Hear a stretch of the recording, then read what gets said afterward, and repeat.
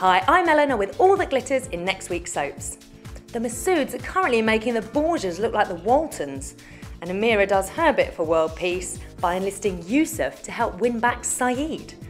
She promises she'll get Zainab to forgive the fake DNA test if he helps get Saeed back. Good luck with that. Meanwhile, Ben takes a DVD round to watch with Christian, then tries to kiss him. He flees the flat when he realises he's got it all wrong. Later, Yusuf questions him and convinces him to tell Phil that Christian molested him. Guess how that goes? Phil attacks Christian, and when Saeed turns angry because he didn't tell him about Ben, Christian leaves. Amira is triumphant, and Yusuf convinces Zainab to let him stay the night. But then Masood checks up on her. He's furious to see Yusuf there, and when Zainab asks Yusuf to leave, he turns on her and tells her she's shamed her community. Mandy's furious when she learns Ian only paid £20 for her ring and plants it in Jack's bedroom to make him jealous. It has the desired effect as Ian puts right his cheap act. But then Bobby goes missing, only to be returned by Jane.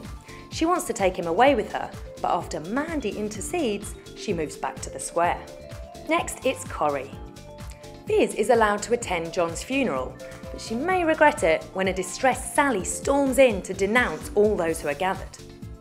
Ches defends his sister, but then gets home to find Schmeichel ill. He wants his pet saved by an expensive op, just as Katie opens an eviction notice.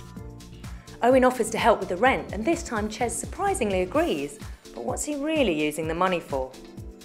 Katie guesses what he's up to, and even worse for Ches, the operation doesn't work. Dr. Matt realises that Chris hasn't told Cheryl he's had the all clear and is using his health to keep her close. Leanne confronts Cheryl when Russ tells her his parents are reuniting and warns her she'll lose Lloyd, but the warning may be too late.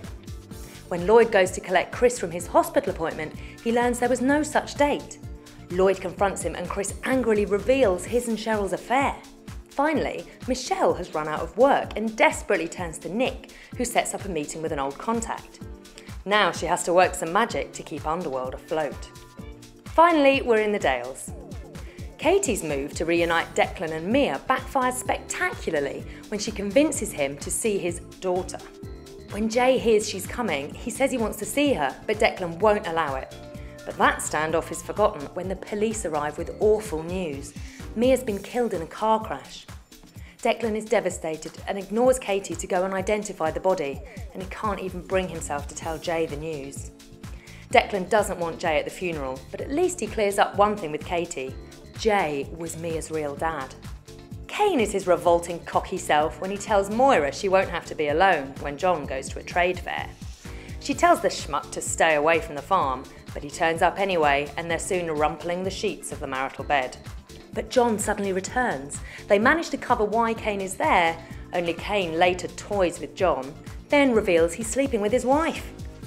Diane sees what's happened and warns Moira. She lies to John that nothing happened, but that goes as well as you can imagine. John packs his bags to stay with Andy, but Moira offers to stay at her mum's instead. And with that, Kane's work is done.